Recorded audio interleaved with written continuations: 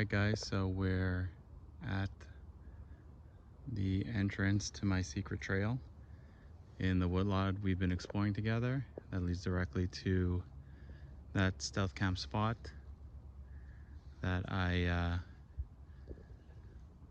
like to have one of my first stealth camps at this summer. As you can see, compared to the last video, the leaves are really starting to come in right now. It's about mid-May, and it's looking more and more beautiful, tranquil, peaceful, all that. Today though, I'm going to really start focusing on clearing the path for my bike through the forest. I brought my fold-out saw with me that I started using a couple episodes back, or maybe it was just last episode. And this video won't be as long as the other ones, but like I said, I want to start clearing the path now that I have a better idea where the leaves are going to be over the trail and what's blocking it.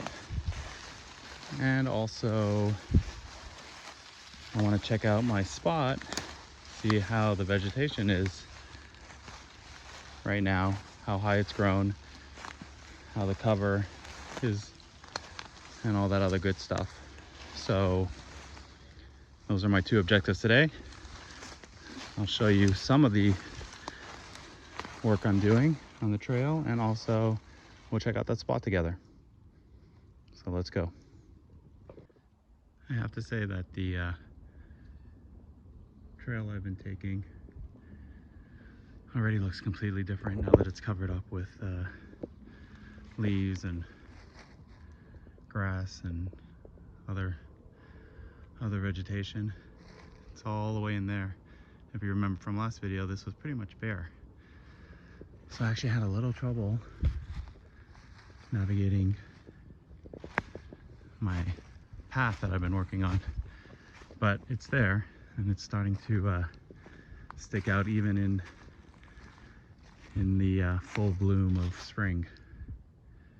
So we'll just keep going over it as we continue exploring this area, and hopefully it will stay nice and open so that we can continue using it as a bike trail. You can see that there's really nothing I can do for this part of the trail. These fallen trees are way too big to cut with a handsaw. So for now I just walk through this and lift up my bike. You can also see that the houses that were much more visible in the past without the leaves are now getting nicely hidden, which means soon I won't be able to see them and they won't be able to see me. So this is part of the path where the houses start disappearing. They're pushed back a little bit further. I just came from right there, and it gets a little quieter and a little more off the beaten path. Up there I can start biking again, so I'm gonna climb that little bit of a hill, turn left, and bike down that part. So you can see here, now that we're back on the part of the trail I can bike, that a lot of little trees and bushes and grass is starting to grow. So let's make sure we choose and make a clear path so we can continue using this through the summer.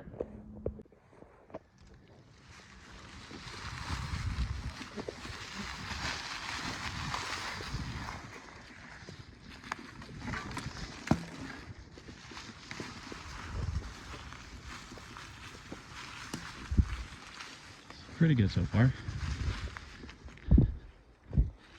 Opens up nicely right here. I'm sure those of you returning recognize. Oh, I just saw a deer. I hope that was on camera. Finally caught some big wildlife. That must have been the one I saw a few weeks back. Anyways, we'll leave that guy alone. He's running off that way and we're gonna go our way. Now this is the part where I'm gonna have to start cutting away some of the fallen trees.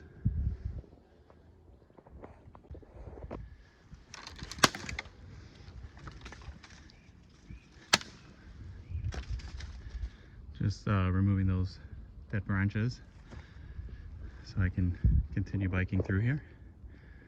Now let's see what we're gonna cut away. So I just cleared a path up to my spot, which is up there. You can see some nice green leaves in. Got to this big log, but it's so rotten I was able to take this away, basically, so I can bike over this. And now I'm just going to move some of these small branches out of the way.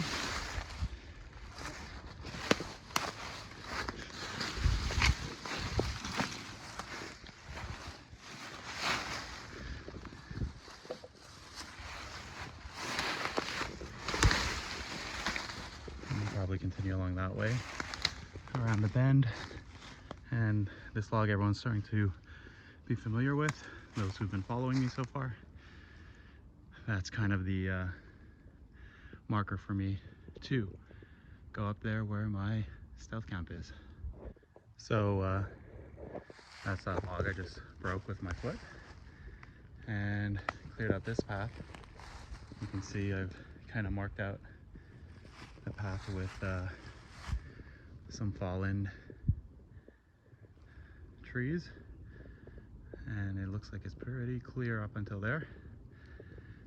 We're already pretty much almost past this log, but let's take a break and check out. So this time, now that we are starting to get ready to really start prepping for the stealth camp, I want to make sure I'm being way more stealthy. So right now I can make a fair good amount of noise as I'm biking and walking through this trail. There's really, I don't think many people or any at all that come this way. And the houses, as you've seen before, and I'll show you again, are pretty far back. But there are some spots where the houses can see me once I'm at the top, if I'm not careful. So now that these trees have started to bloom, you can see this ridge of trees right at the top before it gets into the open space. I'm going to use that for cover. I showed you guys that last time when there were no leaves yet, but I'm going to start using it to my advantage.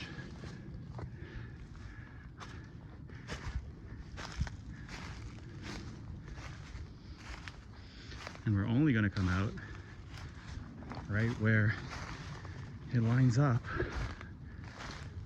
with my scoped out spot.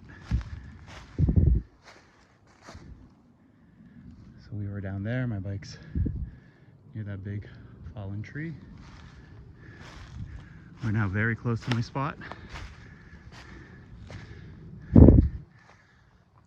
This is actually a nice walk, pretty open,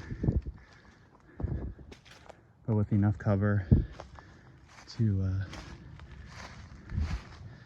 keep me hidden.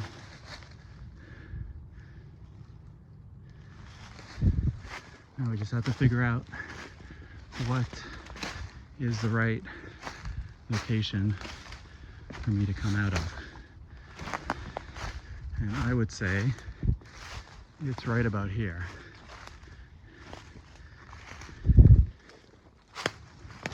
So you see there's a house right there. So actually, let's not go this way. Let's walk around this little rocky mound. I don't know where that came from, to be honest. There's another open field. That's actually the hill that I bike next to. It all connects up to this hilltop. Okay, so let's just clear some of these broken branches and see what's going on. Okay, so I'm now standing out in the open in this big field. The long grass has definitely started coming in. It's going to go way higher than this, but it already can provide some good cover, because that is that second spot that I've been exploring that I really like, and which will likely be my stealth camp spot, which we'll visit in a second. So I just came out of that part. This is higher up on the top of the hill. Usually I would come out through there. That was the first spot I checked out, which I still like, but I feel this one might be the best. So let's start creating a path to get to it. And right behind there is some houses. We're at the spot, and whereas this was very clean with just pine needles on the ground, we can see that there is some vegetation growing, though not so much over here where I would likely pitch my tent. But doesn't matter. I don't think it's going to grow high, and we can always kind of move it out of the way. So as you can see, I'm going to crouch a bit. So let's say my tent goes to about this height. You can see kind of already the good natural camo I'll have from the grass for where there's open spots. And there are the houses. So this is also going to grow and provide some nice cover. And this is pretty flat. You have some cover all the way around from that tall grass.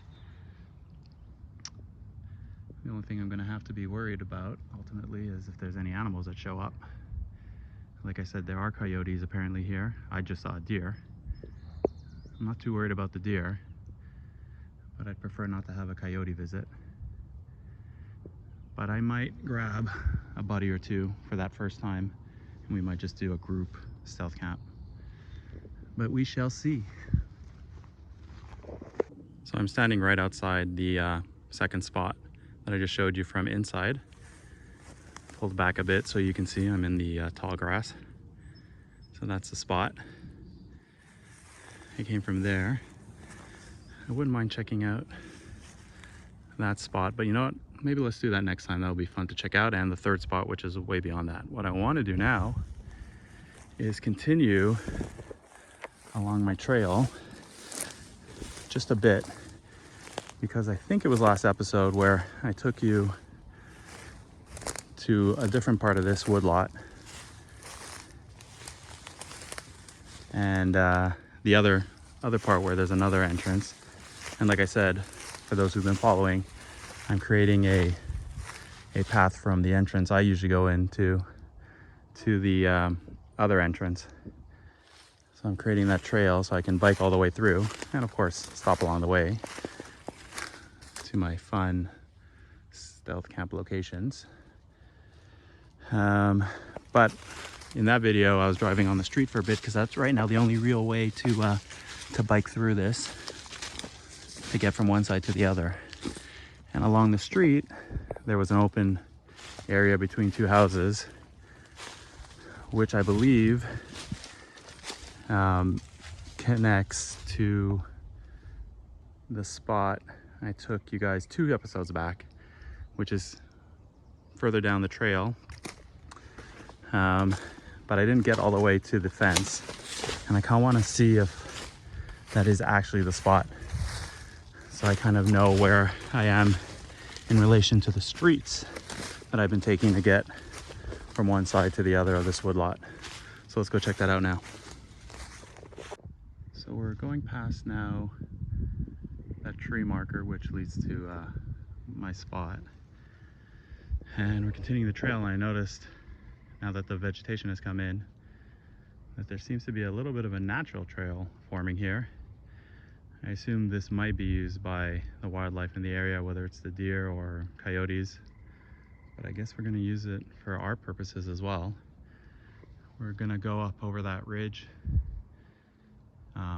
To the left is where ultimately we're going to go to connect to the other woodlot entrance, but today we're going to go right up there. We're going to check out if I follow that path, if it takes me right to the fence that runs across the street that I usually take to get to the other entrance.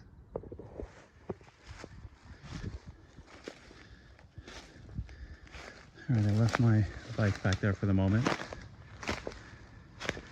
And we're just gonna walk this because it's a little too difficult to, definitely not bikeable, but even a little too difficult to push my bike.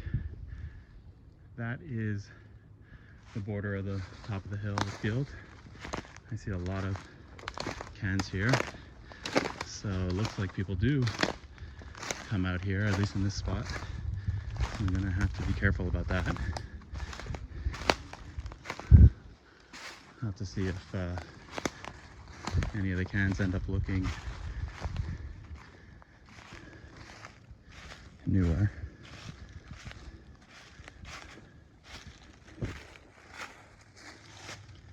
So up in there is, like I said, that field, the top of the hill.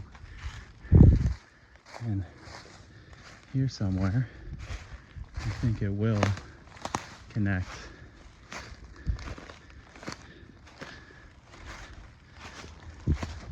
to the street. Just gotta maintain my bearings. And so as long as I stay between the woods on this side and the open field on this side, I should get back to my starting point where I left my bike.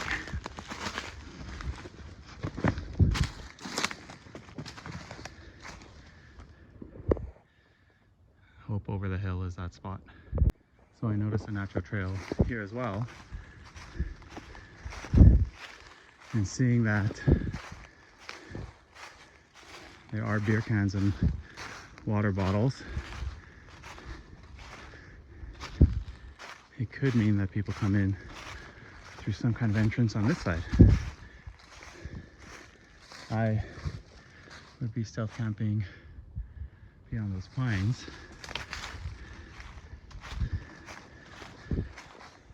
but now I'm curious why there's such a well beaten path this way. Definitely makes it easier to navigate and hike through.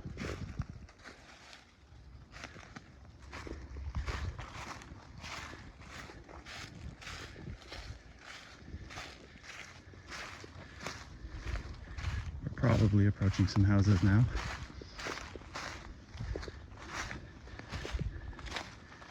Yeah, so there's some houses there. There's some houses there. So let's be a little quieter.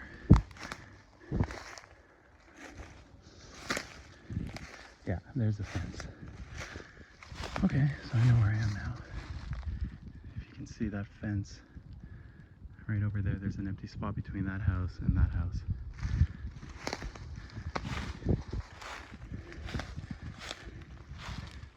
I think you can probably see it better now. So last time I was on the road and I took a video from the other side. We can get a little closer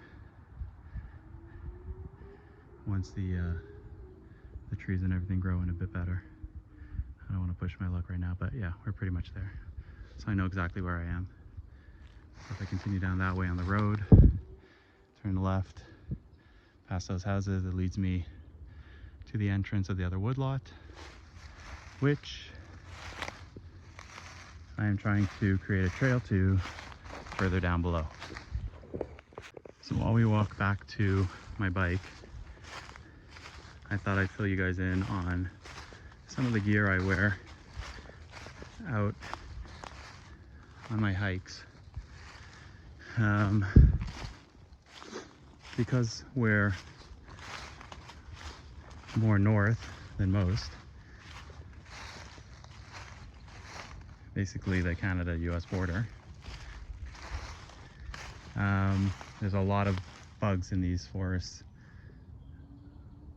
and they're all coming out right now and into the summer, and the ones I worry most about are the are ticks.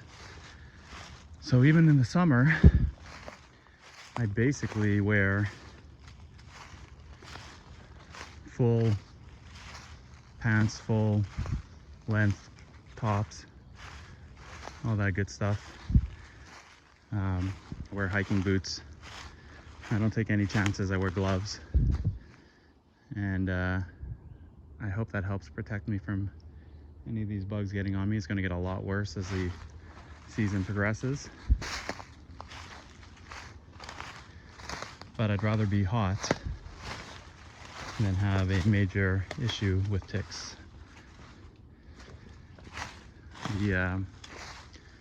The gear I wear kind of like gray combat type cargo pants and a black camo fishing type shirt, so the material is a little bit lighter, and like I said, it also has a hood, so it protects my neck and my hair. So basically the only thing that's uncovered is my face. Okay, so I remember I came this way. This should be getting close to my bike. I always get a little worried. Not that I'll get lost at this point, but that I'll forget where I put my bike.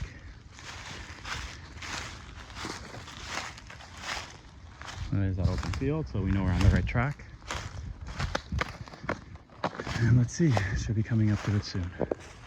So funny enough, even though I just said like a few minutes ago that I haven't seen anybody ever walking in the direction of my stealth camp spot, I actually just saw 3 mid-aged older gentlemen in pretty non-hiking clothing walking through the same path I take, at least up until that part where I head down there, which is fine. Just teaches me to never take anything for granted. I assumed nobody really goes this way, but obviously there are. I've seen cans, I've seen bottles, I've seen trails, and while it might not be used too often, it is used. And like I said, I'm fine with that, because these trails should be used by everyone. And I'm kind of glad people are discovering this area, and hopefully will help create a better path along this woodlot. So just my 2 cents as I get towards the end of this video, and just want to thank everyone for watching. Hope you enjoyed. We're getting closer to our first stealth camp, which won't be here. I found a really cool area behind a sign, so I'm going to start with that one as soon as the leaves come in a little more. They're not as lush as they are here, but that's going to happen very soon. So stick around to continue this exploration journey and see some stealth camping. All right, see you guys next time.